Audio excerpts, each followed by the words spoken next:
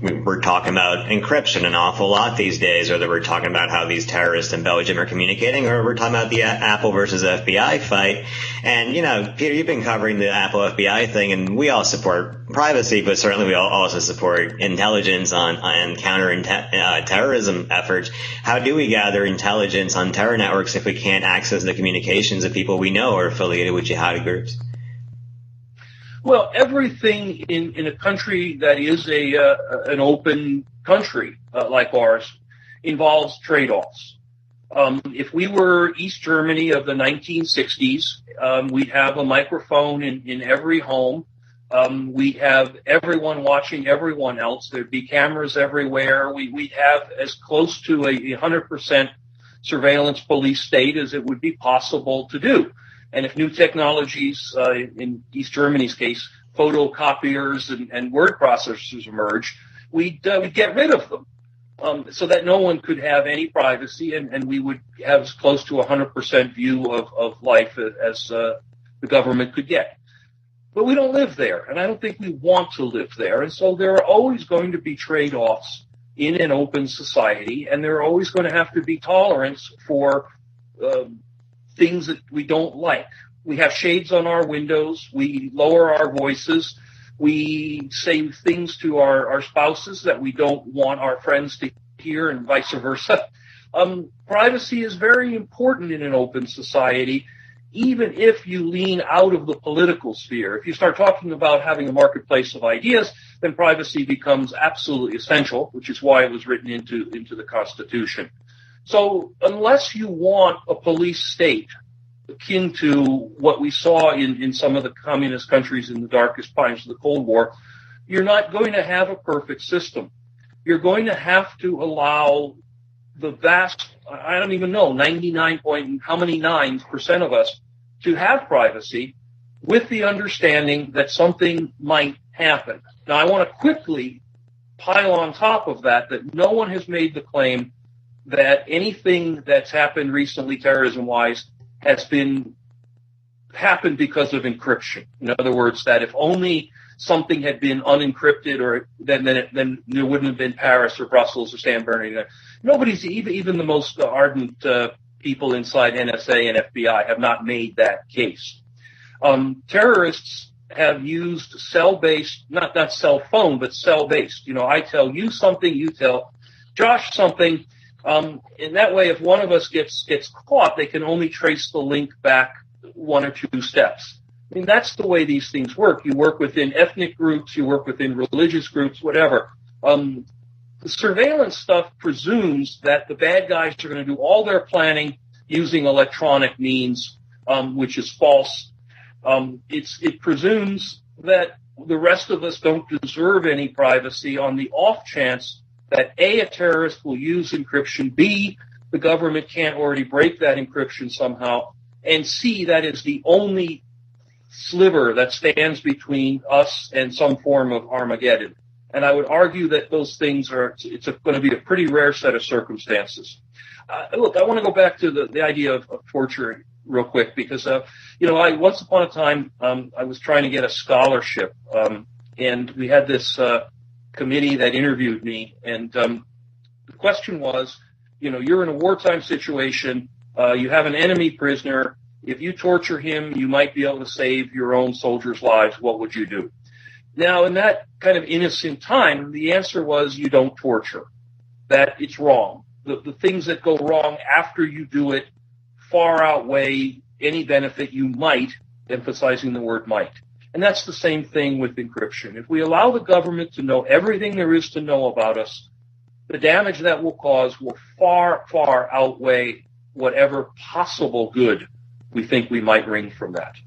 Well, I agree with everything Peter says. I think when you look at America as a whole, whether you go all the way back to the Patriot Act after 9/11 or the whole Apple FBI fight now, people in America, at least statistically, tend to side on the government's side.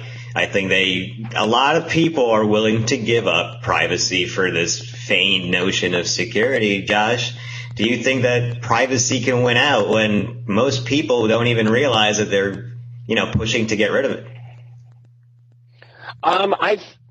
I'm less optimistic than Peter. I actually think no. I think we would gladly surrender our privacy. In fact, I to be perfectly honest, there was a moment yesterday when I was, first looking into seeing what happened and watching the video clips that ended up being aired on a loop throughout the night. There was a moment where I said, you know what, take it. Take all my fucking metadata. Take it all. I don't want this to happen anymore. And again, that was just me having a moment of emotion, and I, did a shot of whiskey and went back to being a goddamn writer. But seriously, I do think that especially now with the way that we accept the terms and conditions on every fucking app we download, the way that we put everything on social media as it is, I really think there is this feeling in America that you don't really need that level of super encryption unless you've got some shit to hide. And, I feel like that's sort of part of the larger PTSD thing America is going through. I think that's something that, we're willing to give it up anyway, just to be able to have people to talk to and stuff to talk about on Facebook. I don't think that if effectively argued as being for not just our national security, the best interest of our national security, but the best interest of the world, people would give it up willingly. Ironically, though, encryption has nothing to do with what happened either in Paris or in Belgium. They were using burner phones, which aren't encrypted, but just basically throw away.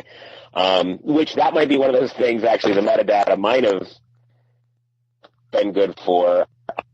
I don't get enough to make that call without more research.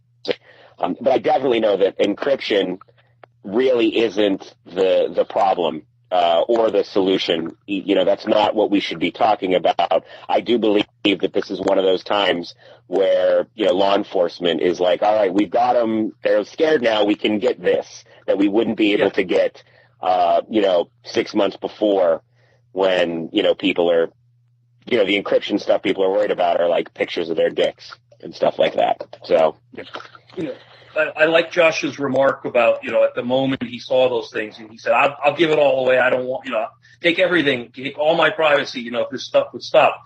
And that's a very normal, reasonable reaction at that point in time. The idea would be that if one of my family members was raped, and you said, wouldn't you like to have this gun and go shoot, the rapist down in the street? I'd say, of course I would. I want to do that. Give me the gun. I will go do that. But if I'm the mayor of the city and you're saying to me, do you want to unleash vigilante justice across the city? I have to say no, because my responsibility is bigger than myself.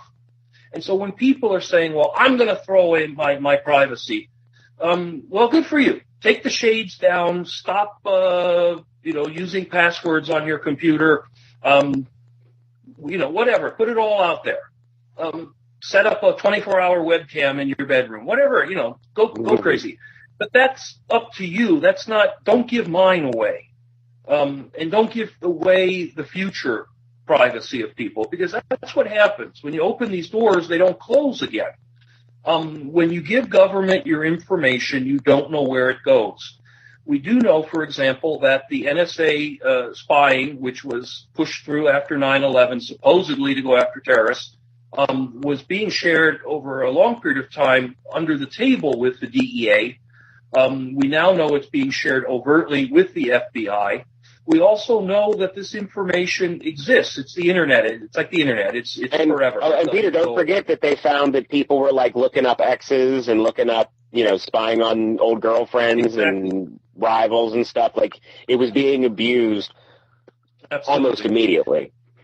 And so make the picture bigger. Look to the future and say, 10 years from now, do we really want to have thrown it all away? Do we really want to say to our kids and grandkids who may not even be born, you will not have any privacy because we were scared back in 2016 because we were convinced to jump at shadows? The country has mumbled through some difficult times over the last 220 years. You know, we had the Nazis, we had the Japanese, we had the Cold War. We managed to stumble through all that, never mind all the other problems, and we didn't have to set fire to the Bill of Rights to do it. I'm not sure that a bunch of guys who live in ghettos in Europe or in the desert are really at such a threat level that we need to do it now. In fact, I'm certain we don't.